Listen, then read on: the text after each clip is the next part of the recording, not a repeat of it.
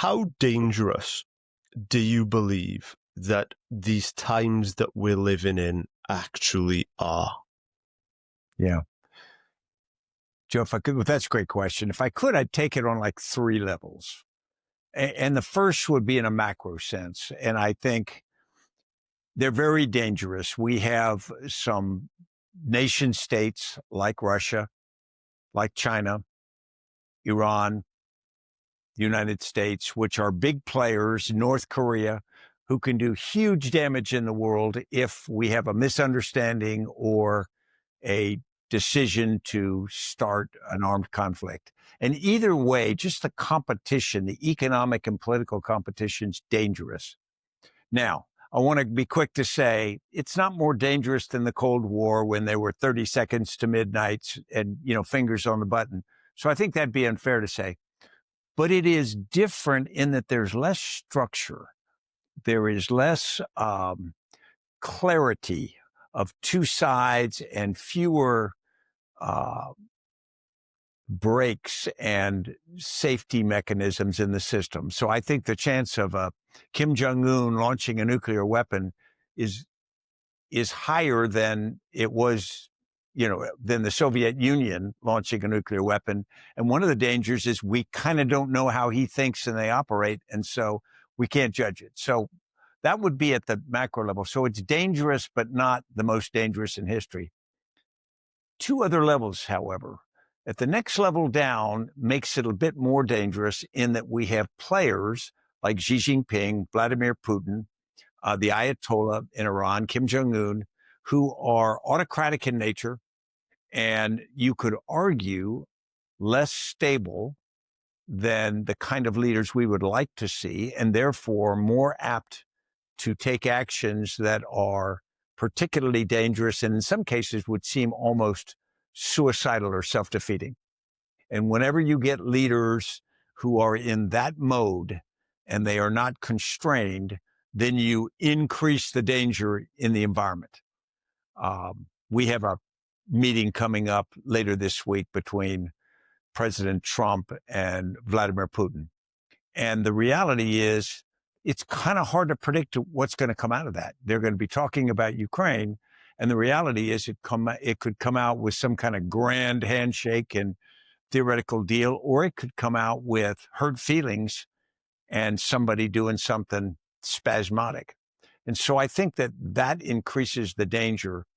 And that's an issue. I don't think that the leadership on the world stage now can be called great statespeople. There are some, but I would say that they certainly are not as impressive as some we've seen in history. And that's a source of concern.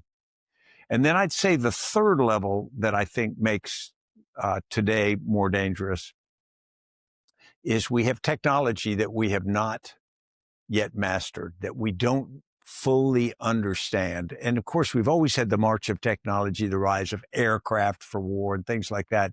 But now we've got systems now with artificial intelligence that operate faster and on a more complex scale than we've ever had before. And our minds haven't mastered them yet. We admire them and we are starting to use them, but I don't think we quite know exactly what they will do. And it's not just in the military sense. It's just not a hypervelocity missile. It's also what you can do to financial markets with a little bit of misinformation and then trading algorithms where suddenly markets could go into a catastrophic direction without people having a handle on them. And so that's the kind of thing that I think increases additionally the danger right now. One of the things that people might be thinking is this tension between the fact that we've made so much progress financially, global literacy, in terms of eradicating disease. As you mentioned, technologically, we've made enormous advances, socially, culturally, and then we never thought, as you discussed last time, that we would see another land war as we have with Ukraine and Russia. So I'm just curious, balancing all the things in which you just spoke about and where we are now, How how did we get here? How have we not learned the lessons of the past? Yeah. It's a great point you made, because in reality, we know that, in fact, there are fewer people being killed in wars now than in history. And so we know about those wars more. We focus on them more. And so we are sensitized to them. If we went back to before World War II into the 1930s, and we looked at the number of people who were being murdered in Eastern Europe by Stalin and the Soviet purges, and then, of course, the famine in Ukraine, the numbers are just stupefying.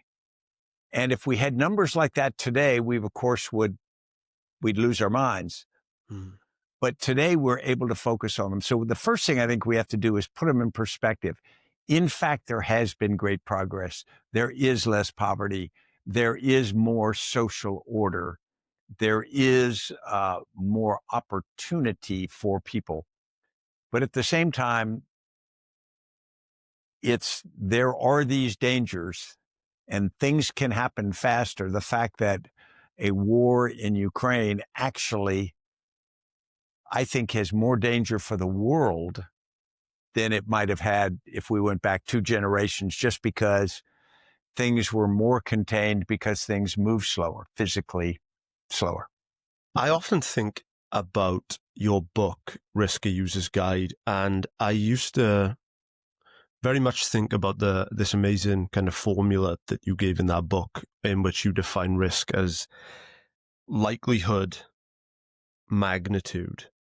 And I'm really curious, of course, what seems to have really changed now as nuclear arms race has got forward, as technological advancements have kind of made, even though, as you mentioned, that we're not having this vast conflict.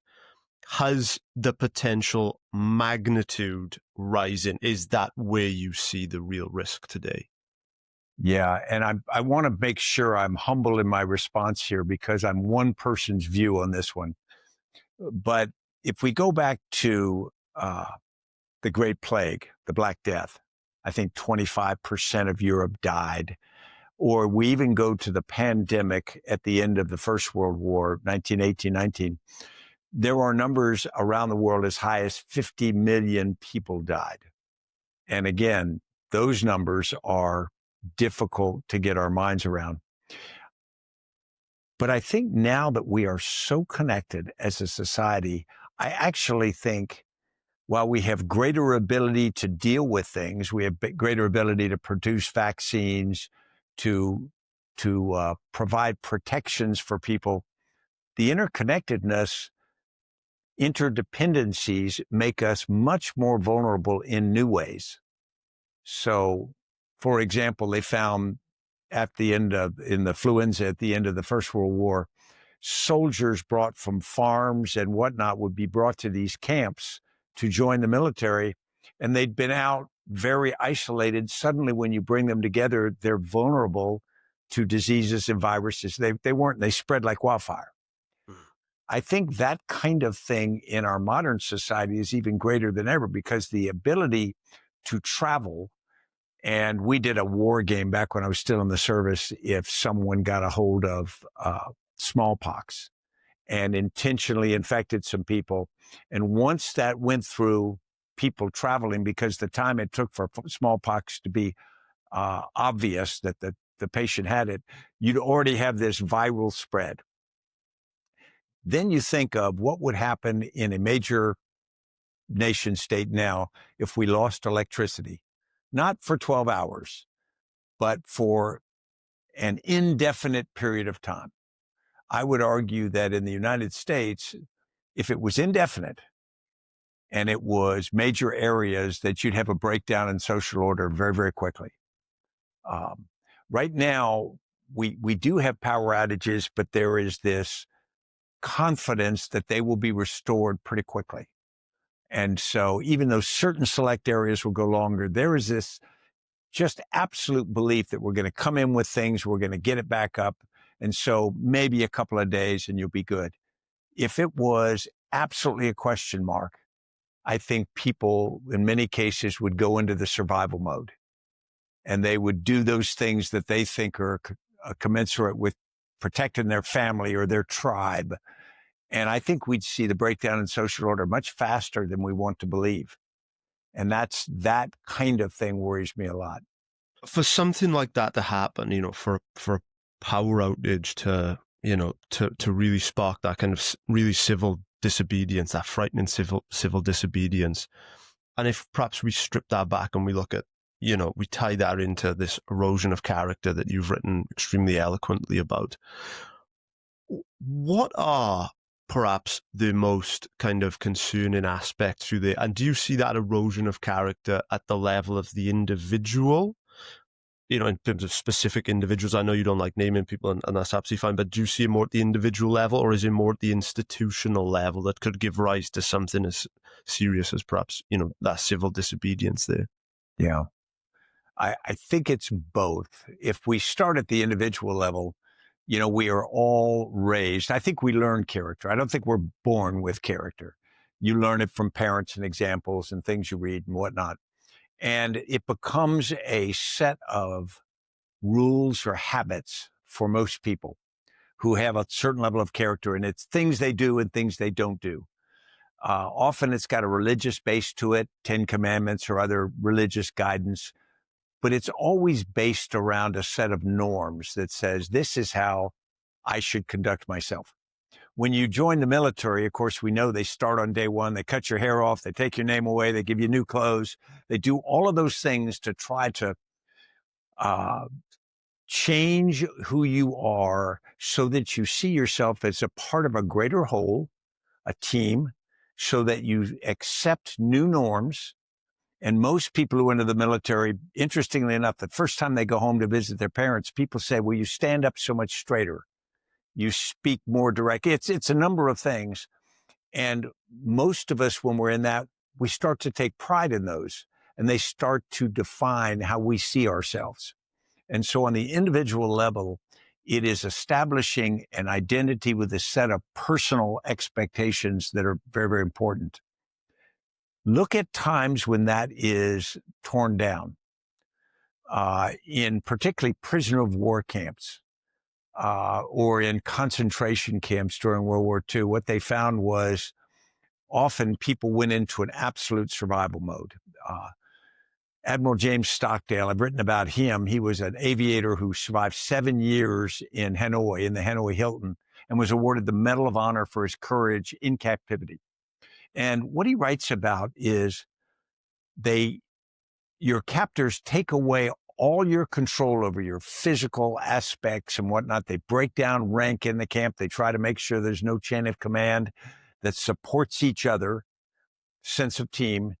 And each person's left with their own thoughts and their own personal discipline. And he found philosophy, and he found his faith, and he found a stoic mentality, became a refuge that he could take he could defend himself from. And they broke him. They tortured him, and they broke him, and they got him to do things he didn't want to do. But he could always return to the fact that they had broken him physically, but they had not broken his sense of identity. So I think that individual level is so important, but I think it's weakened. And I think that we don't demand it of ourselves now. One, we don't talk about it enough. And two, we don't demand it of others. We've got this era where we say it is okay to be a scoundrel as long as you just tell people I'm a scoundrel. And instead of people, rejecting you, they go, oh, Stan's a scoundrel. All right. Isn't that nice? And I find that extraordinary, because you don't need many scoundrels in your group before you've got a real problem. On the societal level, I think you just expand that, because society used to have norms. Well, I don't want to say there was the good old days, because they were never that good. But the reality is, when you have a society that has norms that says we don't do certain things, you call it, we don't litter, we don't kill, we don't steal. Suddenly you've got the ability for society to have rules that people can live with and feel secure, they can interact and whatnot. Once you allow those to erode, then suddenly everybody is forced into sort of the survival mode. Because if my property is not protected by the fact that we don't allow stealing in society, I've got to protect it all the time. I've literally got to defend my whatever I have. So I think we've let society's ideas of what character is, a societal level of character, conduct. I think we've allowed that to erode to an era that I think has cost us. And we did part of it not in bad intentions. We said, well, we want to let everybody be themselves. We don't want to tell people how to act. But in a full sense, you have to tell people, there have to be rules in how people act. For the average person that looks online, they check out news outlets like the New York Times or CNN, or they check out the BBC here, or however they choose to get their news. Of course, nobody, no matter what corner of the world they're in, can get far away from news about the current president of the United States. And I think many people are curious about, to what extent does someone like President Trump actually have significant influence, perhaps as much influence as maybe he would portray? How much influence does he actually have over perhaps the world's affairs, and I guess the role that America has in conflict? Yeah. It's a fascinating question, because the answer is we'll see. At first, this is just Stan McChrystal's opinion. He was elected in 2016 as a protest candidate. People were frustrated with the elites. They were frustrated with the way things were going. And he leveraged his celebrity as a TV star from the TV show The Apprentice. He leveraged that as to be something different. I think during his first term in office, there were people who liked some things he did. There were more people who didn't like things he did. And they were happy that when he left in 2020, generally. But the frustration that produced a Trump in 2016 actually magnified from 2020 to 2024. And there were a number of reasons that did that. There was economic reasons, but there's just the way our media has gone. We've become much more extreme, and we've become much more balkanized into smaller media segments. And so people have a tendency to be informed by a pretty narrow set of inputs, typically things that they agree with. And so it reinforces their views. Plus, in the United States, you tend to live around people who agree with you.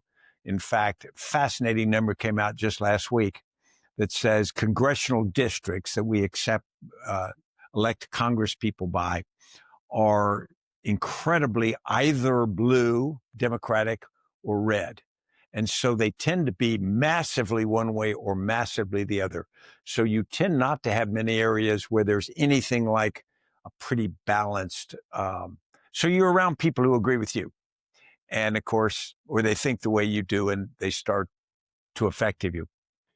Now, the reason I say that it's the we'll see on President Trump's influence is what he is extraordinarily effective at is controlling the narrative. He keeps eyes on what he is doing on a constant basis. He will take an act, or he will make a statement about something, and it will rivet the country for 24 hours. And instead of letting that play out for quite a while, he will follow that 24 hours later with something completely unexpected, completely theoretically outrageous at one point, and he will control the narrative yet again. And so he did things 2 months ago that people could barely believe that would have been the story of the year, a decade ago. Instead, and what he has developed is the ability just to, almost like a boxer who just keeps punching with both hands, constant offense, boom, boom, boom. And so he is fixating the American, I would say actually around the world. Everybody wants to know what he's going to do next, whether they agree with him or they don't agree with him. That is more powerful than we admitted.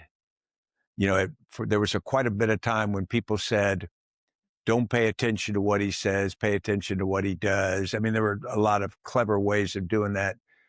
But the reality is he is doing so much that people are rocked on their heels and they're not sure how to respond. They're not even sure how to think about it. And around the world, you see leaders trying to develop a strategy for dealing with the United States and President Trump in particular. And nobody has really figured it out. For a very short period, they'll have a good meeting with him and they'll come away saying, look, I figured out how to deal with President Trump. And then the next week, he will just absolutely turn on him and attack him viciously, and they act surprised. And I think that's a mistake. It's a new kind of tactic, and it's one that people just aren't as used to. President Trump talks about having a big red button on his desk, and he jokes to Kim Jong-un in North Korea saying, mine is bigger and mine actually works. I guess what people are really, really interested in and is this idea of where the decision-making power in America actually resides. Is it down to him alone? Is it plausible that on the flip of a button that he could do something like this? Or in your experience, do you see that power lying more with what the public want to do? Or is it done in, defense settings, or do financial institutions have a kind of a role in this? So I guess, where do you kind of see that actual decision-making power really laying? Yeah. In the first term of President Trump, I would have said that the systems largely functioned as they had before, and he would push and pull on the systems. I don't think that's true right now. I actually think that the president has succeeded in having power, not just to control the narrative, but to do certain things with a speed that we couldn't before. I mean, some are just small and almost laughable. The Gulf of America, renaming things, but now maps show that there are things that are accepted that people thought wouldn't be, and so I think that he creates the narrative. He pushes, tries to reshape American government, does away with different departments and removes leaders. And those are substantive. So I think the answer is, at least right now, in my personal view, he has extraordinary power.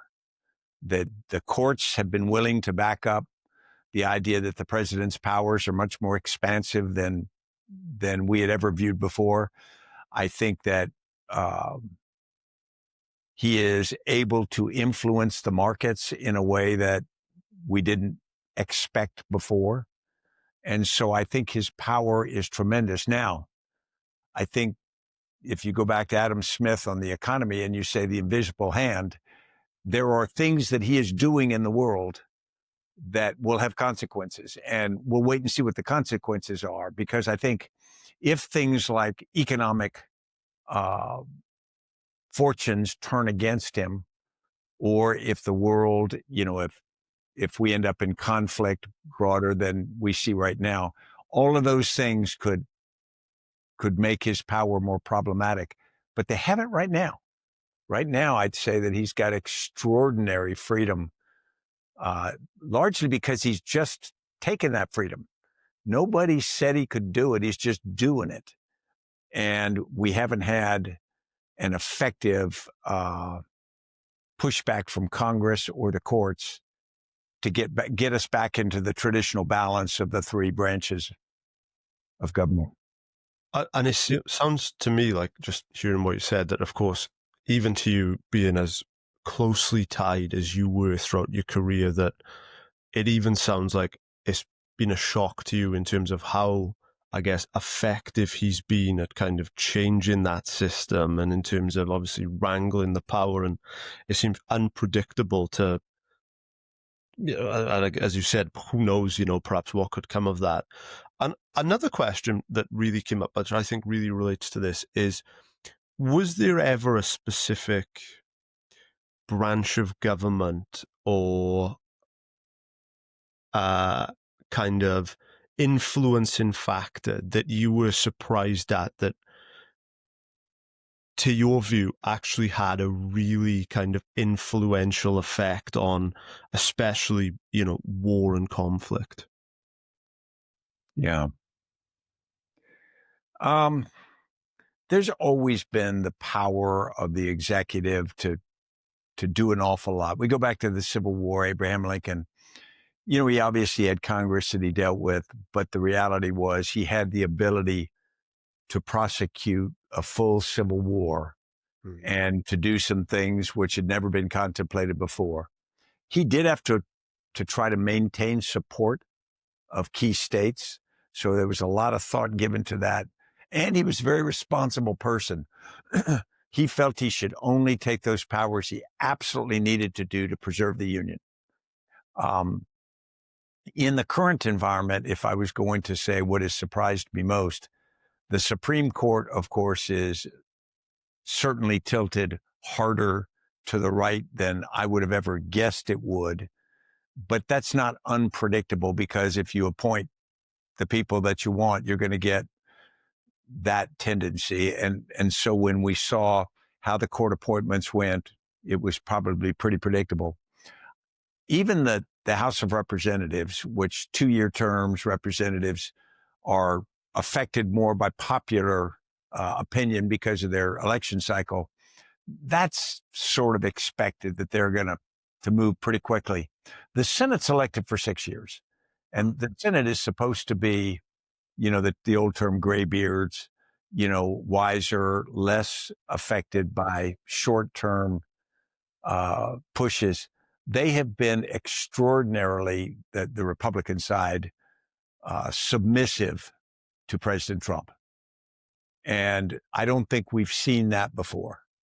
I don't think we've seen anything like that, because it's really most exemplified in his ability to get people confirmed for jobs. I mean, truth be known, he could nominate a German Shepherd to a secretarial post and they would be confirmed. And there's no data to argue against that statement. And so that's, to me, surprising. And I also find it a bit terrifying because, again, we have a system of government based on checks and balances. And any part of the government that's unchecked is likely to be a problem. You mentioned Civil War, and of course we chatted a little bit about this, and on Character you write that a second civil war is unthinkable to many, but we cannot perhaps discount this as something which is actually a possibility. What would, in your view, something like that, what could that actually look like if that something like that was to happen today, with the technological advancements that we've had? How would that actually look like? Yeah. I will describe how I think it would start. The idea, there is a belief among many people that we would have to get majorities of the population on both sides to be brought to a fever pitch. And then they would have this disagreement so great that they would go to war. And many people would say, well, our disagreements are just not that great. We don't have an issue like slavery or the political control of the Senate that came with that. We don't have those right now. So we couldn't have a civil war. And we're reasonable people. We've evolved beyond that. And I don't buy that. The way it would probably occur is we would have the continued radicalization, and I use that term carefully, of both ends of the spectrum, where they start to eat their own dog food over and over until the point that they start to believe so strongly in their political views and their end of the spectrum that they start to view the other end of the spectrum as evil. And in Iraq, when we went into Iraq in 2003, there were Sunni and Shia, and there had been traditional tensions, but they had a modus vivendi, and they had mixed neighborhoods, and they married each other and whatnot.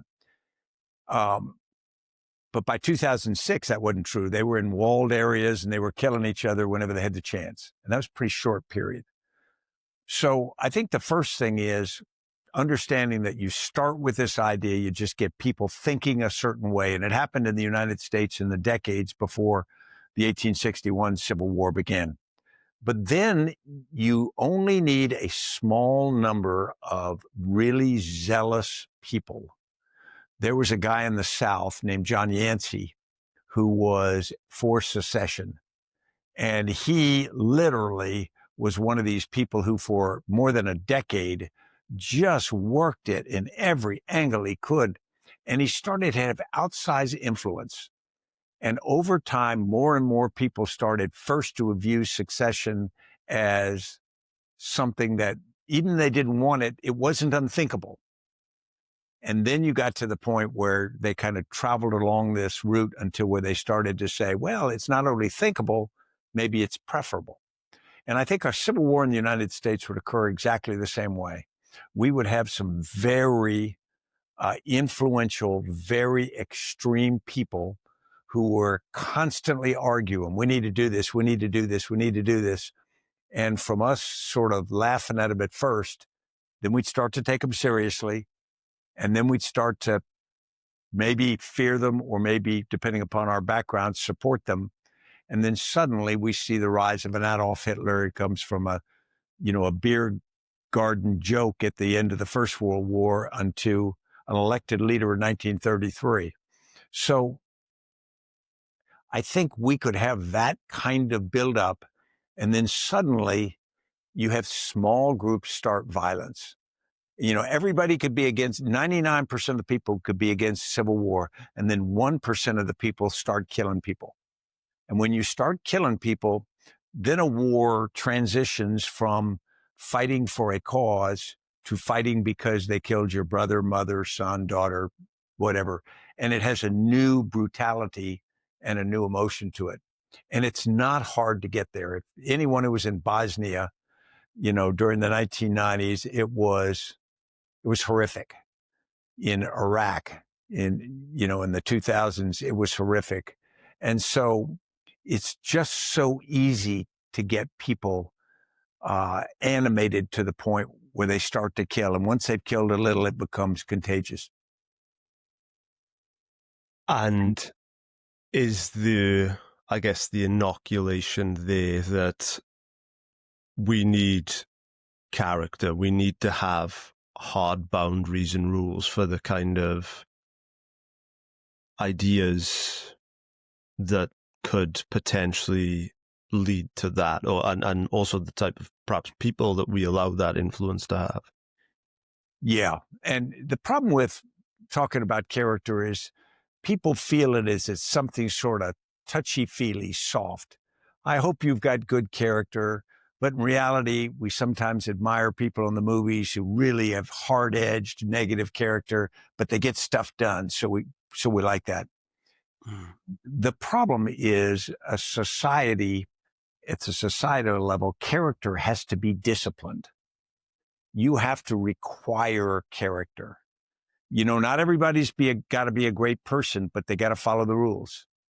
And so you can, in your heart, want to steal, want to kill, want to do any of those negative things, but you've got to hold yourself in check because society doesn't work if you don't. And I would argue that if we have the personal discipline, we all have our internal desires, what we'd like to do unchecked. And we'd like each of us to develop the personal self-discipline to check them ourselves. And so we should work on that. But we need a society that also demands it of us and takes harsh actions against people who threaten the whole because of the way they conduct themselves. It brings to my mind that what really matters is what we do when nobody's watching. That's right. I love it. I love it. One of the things that I would love to ask you, of course, you've been involved in conflict. You write a lot about it in your latest book. And if we perhaps look back at, say, the last century of wars, then we go from perhaps Vietnam to Afghanistan. In your view, is there perhaps a single mistake that America, perhaps, the West, that we're still yet to learn, in your view? Yeah. I think it is the concept of asymmetric warfare. And we use the term asymmetric warfare in Afghanistan and Iraq, and we were referring to they were using tactics different from what we were using. And of course, that goes back to guerrilla conflicts and wars all through history. But I would use the term differently. I would use the term asymmetric commitment. And what I mean by that is during the Vietnam War, the United States had a strategy to try to convince North Vietnam to stop creating revolution in South Vietnam and providing support. And the idea was if we put enough pressure on North Vietnam with bombing, and we would escalate that bombing until we hit the point where they said it's just not worth it, then they would quit and we would achieve our goals. The problem is we didn't understand they didn't have a point at which they'd quit. They were asymmetrically committed. And you say, well, why would they be asymmetrically committed? Because that's where they live. This is the most important thing to them, a unified Vietnam. And you had a group of, not a majority, but you had a group, political leadership in North Vietnam and a minority in the South, who were so committed to it that they were willing to do anything in terms, including coerce, fellow citizens and whatnot. When one side is asymmetrically committed to something, then they are going to have the ability to undergo almost anything. And so, absent being willing to kill everyone you're opposed to, it's really hard to achieve the outcome that you want. So, understanding that dynamic is at play, I think has caused all of us tremendous problems. Now, you say, well, what if that's the truth? What is the corollary to it? How do I use that data? Do I just automatically give up on any situation where someone says, I'm so committed, I'll do this until you quit. Therefore, you say, I won't even oppose you. I don't know. I don't know what the right answer is. I think there are things that have to be opposed, but they have to be opposed with a level of commitment that is hard for the West to do. It's hard for the United States to say, we're going to stay here as long as it takes, even if that's 100 years. If I go back to the British Empire in something like India, Northwest frontier provinces, now Pakistan, there was an economic logic to staying there. And so maintaining India as a possession, as part of the British Empire, wasn't just something that politically wanted to do. It was an economic thing. Mm. And so when we went to Vietnam, Afghanistan, and Iraq, we didn't have there was no economic incentive. There was no other good reason to do it. And so it was easy to lose public support. I guess there's this presumption that global powerhouses like the United States, that whenever there is perhaps a foreign conflict, that the United States have the ability to have substantial effect, over kind of, ending those conflicts. And of course, this is relevant now. We look at Ukraine, Russia, we look at the situation within the Middle East. And I'm curious, what evidence do we actually have that outside foreign influence can actually solve foreign affairs? Yeah. It's certainly mixed. We can go back to Teddy Roosevelt negotiating the end to the Russo-Japanese War. But he was just the person who brought two sides together, and one side had essentially already won the war. So I don't think that was a foreign influence doing it. I think what powers can do is they can set up a set of incentives and coercions that over time move nations and combatants in a certain way. So, for example, if you want to be part of the community of nations, if you want to take part in relatively unfettered trade, if you want to have all of those things, which are a good deal for a nation, you can't invade your neighbors. You can't do the following things. I think that's where the biggest power actually lies. There is a power to we've got aircraft carriers and bombers and we can punish you. But I think that's much less sustainable over time than the idea of we create the biggest market in the world. And if you want to be part of that market, you got to live within certain norms. And I think we sometimes forget that. That's the big enticement. And so if we use that effectively, and it's not just economic sanctions, it's more subtle than that. It's the idea you want to be like us, so you got to be like us. And I'm curious if you were to, I guess, speculate on perhaps the next 50, 100 years, it's a long time. Do you foresee that specifically, that kind of, that influence via perhaps market forces, that will be perhaps where, real power lies, as opposed, as you mentioned, to, perhaps, direct military advancement? Do you foresee that to be the big change over the next 50 years? Yeah. I think it could go one or two ways. And I'll tell you where I want it to go, and then I'll tell you where I think it could go. I think I want it to go the way you described. I think the logic of globalization is too powerful. The idea of competitive advantage, you should do what you are most competitively advantaged economically, and then everybody gets richer, is exactly the way the world is best advantaged to go, which means you've got to lower trade barriers, you've got to increase interaction, you've got to increase communication, all of the things that make it easier in a world for things to happen, you've got to enable. Some of which are going to cause a little bit of pain as you do it, because the idea that there was this incredible advantage to being born in Britain or the United States because we were just richer and better, and the rest of the world was poor because bad for you. All of that, those will have a normalizing. There will be a normalizing tendency to that. So I still think that's the right way to go. I think that's the direction to go, even though, the rich won't keep getting richer, I hope. Now, the other side, though, if you take a negative view, is that the power of technology will allow the autocrat, will allow the police state, will allow many of the things which we don't like to be even more powerful than ever. There will be the ability to do surveillance, the ability to do physical security at borders, the ability to control things will be increasing, and that control potentially will go into the hands of a smaller group of people, and we end up in a 1984-like society. I certainly hope that doesn't happen, but there's certainly a technological potential for that, and there is a human dynamic that certainly means it's not impossible.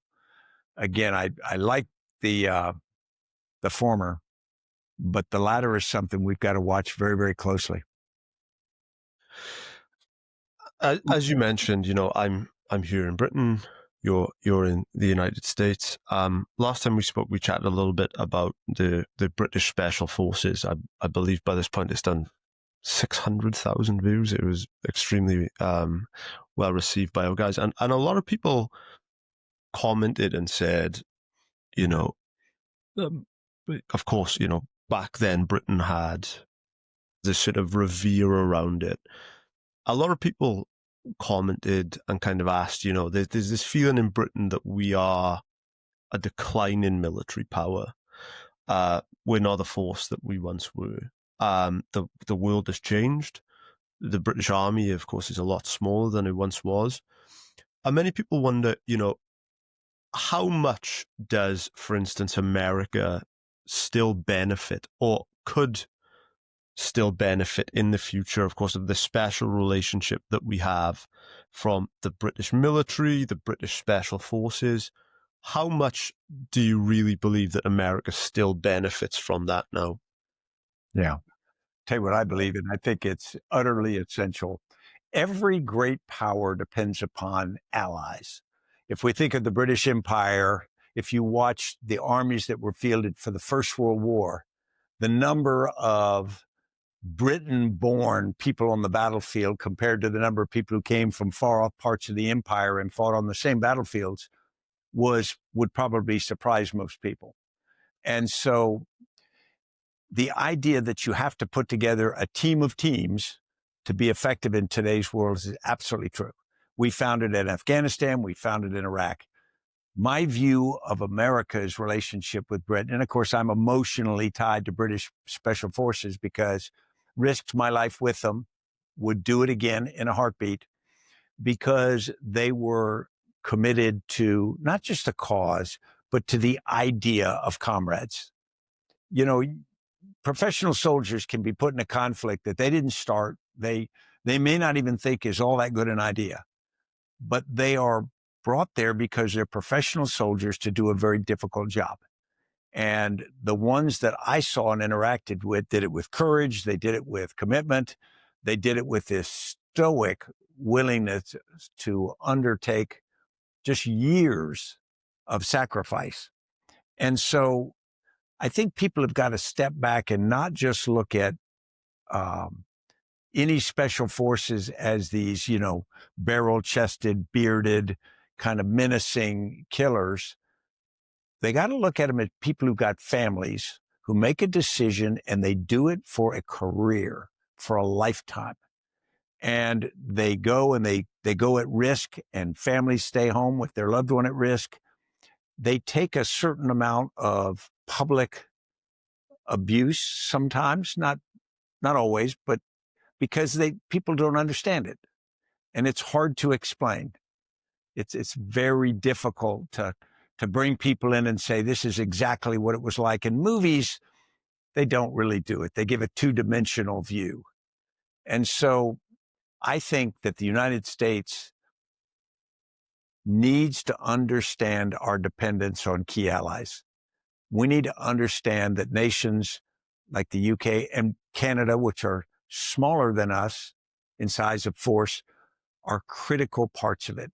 And if we don't, then I think that we will be losing one of the most important parts of our ability to defend ourselves in the world.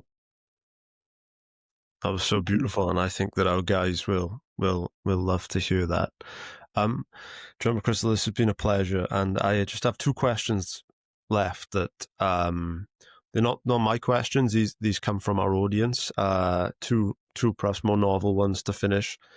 The first one, which come in, that I have to confess I wasn't aware of until people kind of commented on some videos, and of course you had a glowing military record. You were a 4-star general. Several people asked, what was it like to have? Of course, I imagine many men wish that this had happened to them, but I'm curious in your case, what was it like to have Brad Pitt do a kind of a depiction of you in a movie? Yeah.